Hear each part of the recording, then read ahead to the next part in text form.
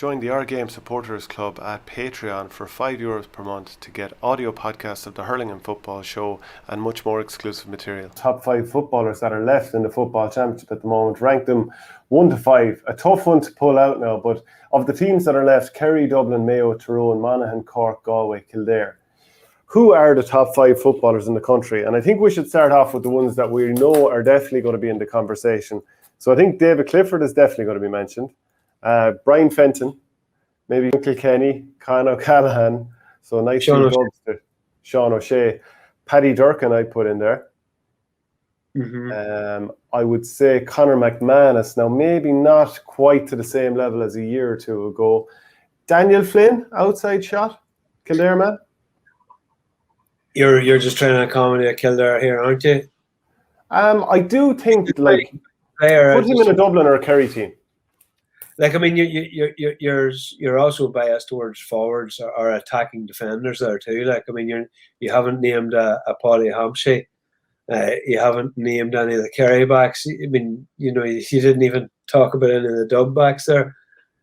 I didn't, to be fair. Like, who would you put in if you were putting in a dub back? Would you put in Davy Byrne, who's probably understatedly become a really important player there? Well, he has. The Dublin defence, and that's a great success of them over the last decade almost, is their ability to work as a unit, like, and the ability of people like Brian Howard and Niall Scully to drop back, fill positions, and do all these kind of highly technical but difficult kind of things to do. Therefore, you're not going to get a pile of one-on-ones. You can talk about. You see the example of Mark O'Shea. An even better one is maybe the Keith Higgins on James O'Donoghue back in 2014. Like, there's a little bit of that with Chrissy McKay against Paddy McBurty there in Ballybuffet a couple of weeks ago. But at the same time, it's the Dublin defence operate as a much more gelled unit like that. Even when they found that Johnny Cooper was getting isolated on David Clifford in 2019, they changed things up, and their hand was forced anyway with a red card with Johnny. The following day, then they changed it up and made it completely different. I don't know if you can include one in there because they're probably not made to work hard enough in order for us to say that's a standout defender. Michael Fitzsimons, just as a defender, somebody who, like, he tried to take a shot last weekend against me, got blocked down. He did a long wind-up, and, look, fine, he's a cooler clubmate of mine. But just in terms of a one-on-one defender, I'm not sure there's many better than him.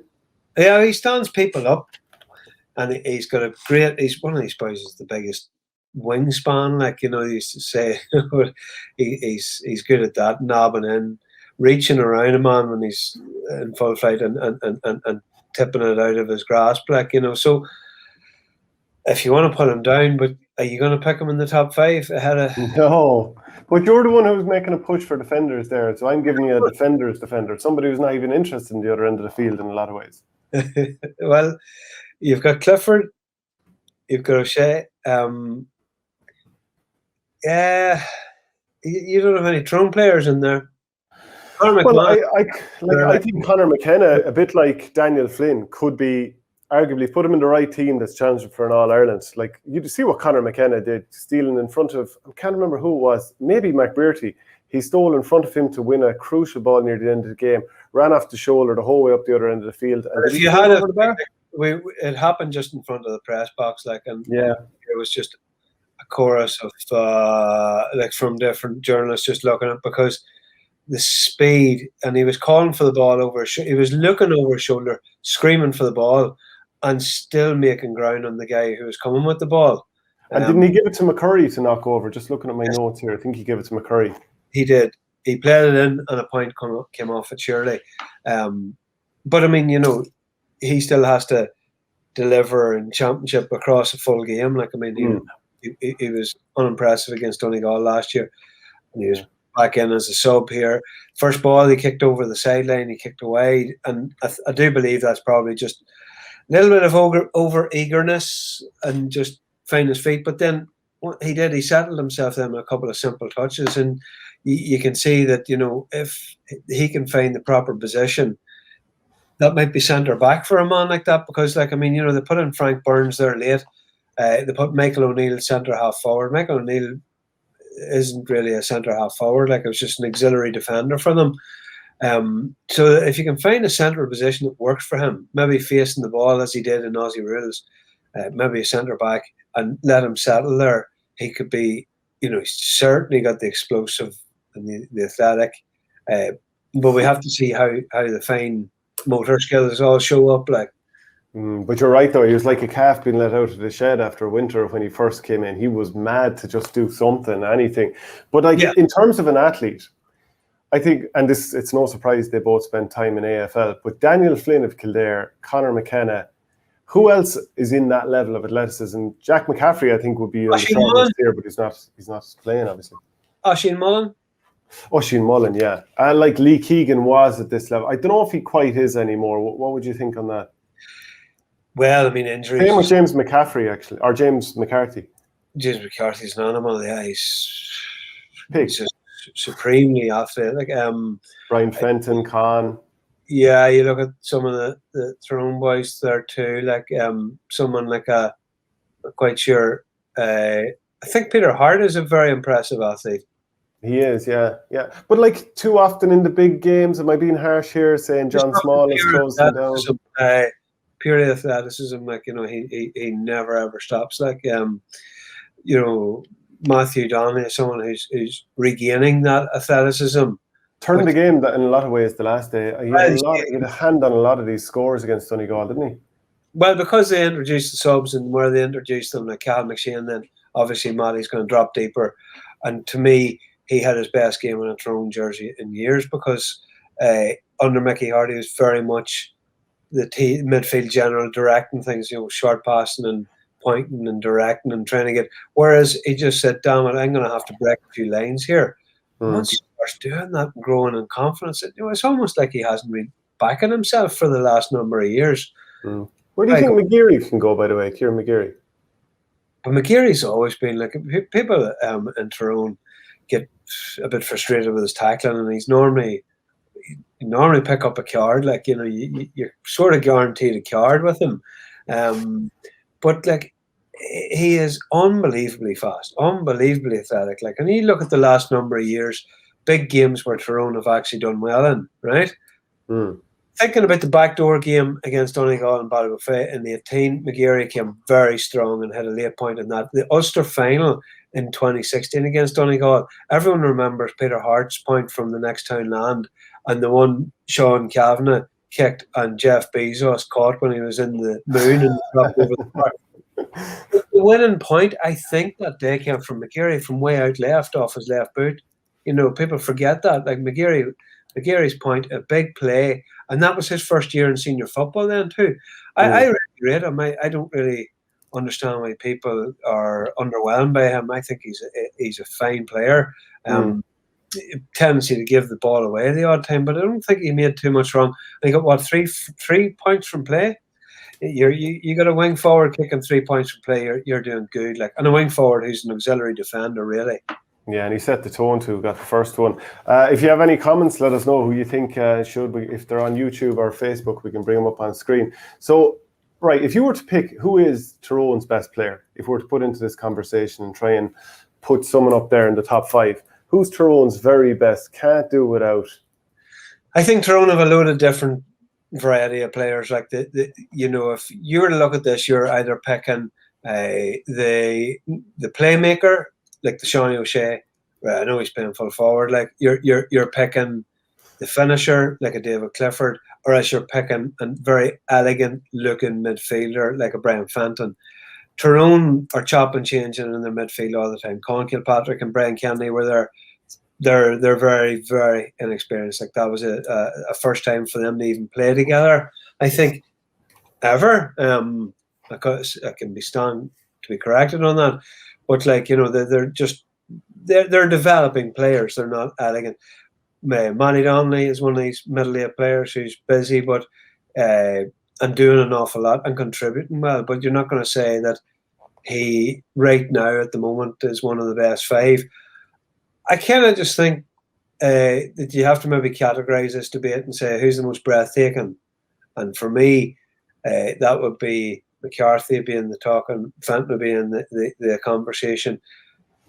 O'Shea, Clifford, and who after that? Conor McManus, for the ability to lead a team. Like, I mean, to me, he's actually, people talk about Michael Murphy making his championship debut in 07 and his longevity. Like, Conor McManus played in that Ulster final in 07. Didn't he start off as a wing back? Yeah, he was a wing back. I'm not sure now, like, whether he started that game or was brought on. Like, but I mean, what a player he has been for that county. Like, and never really, no long-term injuries. He's been lucky, I suppose. But, like, I mean, what a sensational impact. Like, what a striker of the ball. Like, remember, cast your mind back to even 2018 and the point he hit against Tyrone in the rain in the first round in Healy Park to knock Tyrone out of the quarter-final? Do you recall that? I mean, that was otherworldly. Yeah. And I mean, people talk about him being quiet, but on Saturday night, he scored a goal and a point within the first 3 minutes. He had his hand in a lot of stuff. And then when they were 2 points down, he got fouled 3 times and stuck them over from varying degrees of difficulty. But they were pretty tricky. And then, like, Stephen O'Hanlon got the insurance point for them. But it was sort of like Henry Shefflin against Tippin in All-Ireland final, or Galway in the 2012 second half, where he just bent the game to his will and said, I'm not going to be beaten, so I'm going to do it all. So the whole point was get the ball to Conor McManus, and he will draw fouls. And whether people want to say, that wasn't a foul or this wasn't a foul, they were all blooming fouls. You look back, there was one stage where McManus was actually fouled by 2 players, and one of them ended up with his arm around his neck and a headlock. Here's a question for you, right? And this is of players that could be in contention for the top 5. Rian O'Neill. He's brilliant, but they're gone. They're gone now. But he is absolutely class. There's a few of those Armagh footballers I really like watching. But just between 2 players, right, that are in this list, and maybe introduce someone else if you think they should be in this conversation. But I think David Clifford and Conor McManus are 2 players that you'd happily sit there in the warm-up and just watch them kick the ball, because it's really graceful and classy to watch. Who of those 2 would you pick to watch kicking a ball around? Is this not sort of like what you're used to too? Like, because you've been watching McManus for so long that you're just used to watching him, right? And maybe Conor's kick isn't just quite as graceful as Clifford's, right? But I remember having this discussion. Paddy accused me of being philosophical about Jamie Clark there earlier, and this is philosophical. But I had a long conversation once with an intercounty player, about different players. We were talking about different players, and he was saying that he even enjoys watching David Clifford bounce the ball. Like, we were kind of drooling over the way that he can shift his whole body from going from right hand to left with a bounce, like, and just open the field up for himself, like, or even get the hands down really low as he did in Croke Park a few times, and just literally hop the ball off the floor a few inches when he's trying to find himself a bit of space, when he's twisting and turning. Like, the way he moves, his body mechanics and stuff like that, like, fair enough, this is extreme nerd territory, but like, I could watch it all day long. So I probably I know what you're saying, though. There's a slight bit more grace than Clifford, but there's just something about when McManus kicks the ball. It's a bit like a golfer swing. The ball goes, and then it kind of gets an extra jet boost instead of going again. I'd always think back of being at the Aussie rules, the compromise rules back in 2014 out in Australia, and just watch him kick balls over. And he doesn't just kick them over; he kicks them like double the height of the post at times. He's a majestic trust himself, isn't it? Yeah. So back into this conversation, though, of top 5, like, go back to 2018. Paddy Durcan kept Ryan McHugh, Shane Walsh and Jack McCaffrey all scoreless, and he scored 8 points himself. Like, I think Paddy Durcan is among the best footballers of the country. There's no disputing about that. Like, I mean, he's a sensational player. Like, and then what he offers you too, like, and so much of this too is predicated on what does he give you going forward. Owen Ban Gallagher was extremely unlucky, I think, the same year to miss out on an All-Star because he had made such a scoring contribution.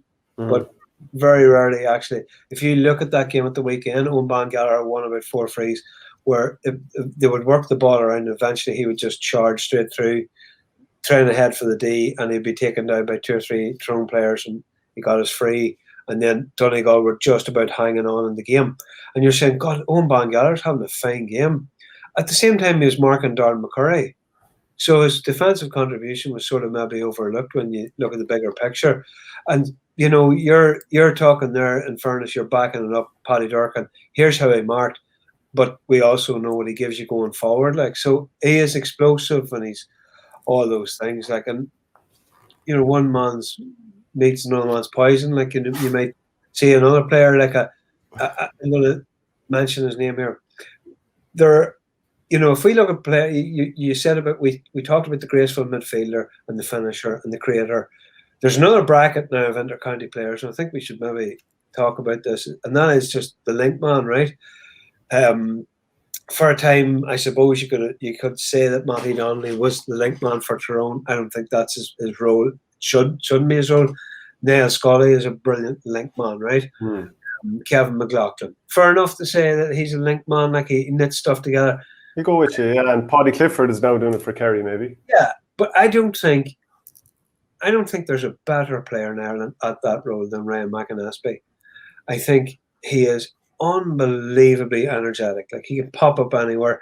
If he's not in the picture, he will drag his man very, very wide. He will open up that channel.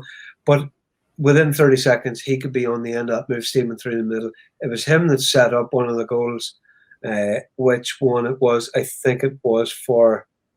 No, it wasn't for Jack McCarron, but it was certainly Jack McCarron passed to Ryan McInnes. I think he gave the final pass to Conor McManus for his goal.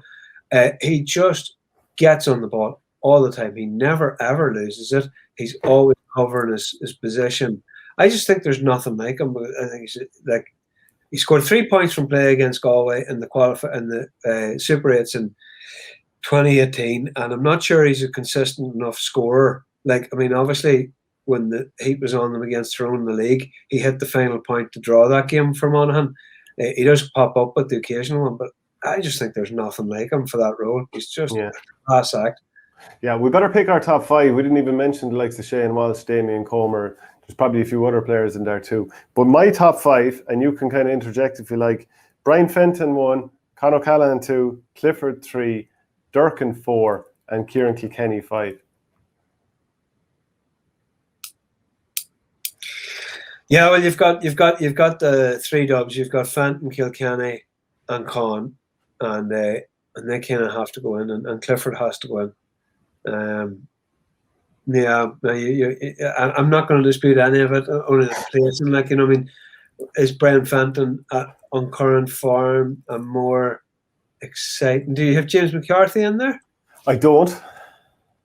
I just watching the Meath game the other day made me wonder, has he a lot of miles on the clock? Yeah. And just look, to be fair, if you wanted to argue the toss on that, but that'd be my 5. Next week after I've had a chance to formulate something. Yeah. Join the Our Game Supporters Club at Patreon for €5 per month to get audio podcasts of the Hurling and Football Show and much more exclusive material.